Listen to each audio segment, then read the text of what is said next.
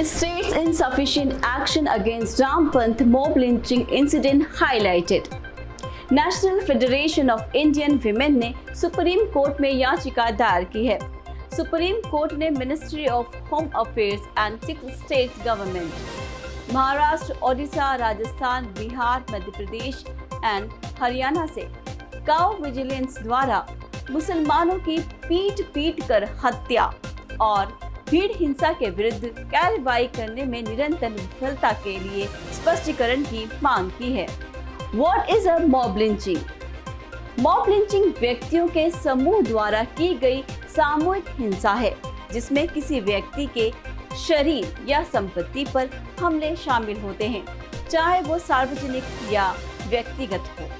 ऐसे में भीड़ ये मानती है कि वो पीड़ित को गलत कार्य, जरूरी नहीं कि अवैध हो, करने के लिए दंडित कर रही है और किसी कानून का पालन किए बिना कथित आरोपी को दंडित करने हेतु कानून अपने हाथ में ले लेती है। What are some statistics related to lynching in India? Bharat में गाय से संबंधित हिंसा पर इंडिया स्पेन वेबसाइट द्वारा संकलित आंकड़े वर्ष 2010 से 2017, वर्ष 2010 से 17 के बीच की अवधि के दौरान काउ लिंग वायलेंस की 63 घटनाओं में कुल 28 लोग मारे गए। इनमें से लगभग 97% हमले वर्ष 2014 के बाद हुए, जो पिछले कुछ वर्षों में ऐसी घटनाओं में तेज वृद्धि दर्शाता है। इन घटनाओं में मारे गए लगभग 86% लोग मुस्लिम थे, जिससे पता चलता है कि एक विशिष्ट धार्मिक समुदाय को निशाना बनाया जा रहा था। What are the initiatives taken by governments to prevent the issues? Law against mob lynching. अभी तक मॉब लिंचिंग के खिलाफ कानून बनाने वाले केवल 3 राज्य मणिपुर, वेस्ट बंगाल एंड राजस्थान है। झारखंड असेंबली ने prevention of mob lynching violence and mob lynching bill 2021 को पारित कर दिया है, जिसे हाल ही में राज्यपाल ने कुछ प्रोविजन पर पुनर्विचार के लिए लौटा दिया था। असामाजिक तत्वें जिसका न नाम है न पहचान होता है, अपनी हरकतों से बाज नहीं आते और आम नागरिकों को काफी तकलीफें देने का काम करती है। इसमें कोई भी हो सकता है, इसीलिए राज्य के अंदर शांत वातावरण, सौहार्द वातावरण, भाईचारे का वातावरण रहे, इसके लिए सरकार ने कुछ कानून बनाए। इनमें से आज विधेयक पारित किया गया। अभी सभी लोगों को अपने अपने कामों में, अपने अपने क्षेत्रों में निर्भीक और निडर होकर लोग अब अवेयरनेस कैंपेन। रांची पुलिस ने मॉब लिंचिंग को रोकने के लिए पोस्टर अभियान के माध्यम से पूरे रांची जिले में जन जागरूकता अभियान का आयोजन किया।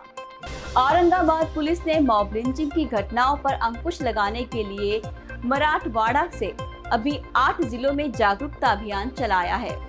विक्टिम कॉम्पनसेशन, अगर हम इसकी बात करें तो गोवा गवर्नमेंट ने विक्टिम कॉम्पनसेशन स्कीम की घोषणा की। इसमें कहा गया कि अगर भीड़ द्वारा की गई हिंसा के द्वारा किसी व्यक्ति की मृत्यु होती है तो परिवार को 2 लाख रुपए का मुआवजा दिया जाएगा। Social media monitoring. भारत के सदर्न सिटी ऑफ हैदराबाद में पुलिस सोशल मीडिया अभियान के माध्यम से हैदराबाद किल र्यूमर्स का उपयोग करके भीड़ द्वारा होने वाली हिंसा को रोकने का प्रयास कर रही है। Way forward lynching and mob violence के पीड़ित को मिनिमम यूनिफॉर्म अमाउंट का भुगतान। भारत जैसे डेमोक्रेटिक सोसाइटी में लिंचिंग का कोई स्थान नहीं है। ये जरूरी नहीं कि भीड़ द्वारा की जाने वाली हिंसा को जड़ से खत्म किया जाए। सभी राज्यों और केंद्र इस मामले पर व्यापक कानून लाने के लिए तत्परता दिखाने की आवश्यकता है, जैसे कि मणिपुर, वेस्ट बंगाल एंड राजस्थान जैसे जिलों ने इस पर अंकुश लगाया है। Fake news and hate speech के प्रसार को रोकने के लिए भी आवश्यक उपाय किया जाना बहुत ही जरूरी है। सदन में कहा गया कि झारखंड मॉब लिंचिंग और मॉब वायलेंस का अड्डा बन गया है। माननीय सभापति जी, युवक की हत्या का दुख यहाँ है, सबको है। मुझे भी है और होना भी चाहिए। दोषियों को कड़ी से कड़ी सजा भी मिलनी चाहिए। क्या एक झारखंड राज्य को दोषी बता देना ये शोभा देता है क्या? फिर तो हमें वहां भी अच्छा काम करने वाले लोग ही नहीं मिलेंगे। जो बुरा हुआ है, बुरा करते हैं, उनको आइसोलेट करें और उनको न्यायिक प्रक्रिया के तहत जो कुछ भी कर सकते करें। लेकिन सबको हम कटघरे में खड़े रह करके राजनीति तो कर लेंगे, लेकिन स्थितियां नहीं सुधार पाएंगे। और इसलिए पूरे झारखंड को बदनाम करने का हम में से किसी को हक नहीं है। वे भी हमारे देश के नागरिक हैं, वहां भी सज्जनों की भरमार है जी। और इसलिए और अपराध होने पर उचित रास्ता कानून और न्याय से, संविधान, कानून और व्यवस्थाएं पूरी तरह से इसके लिए सक्षम है।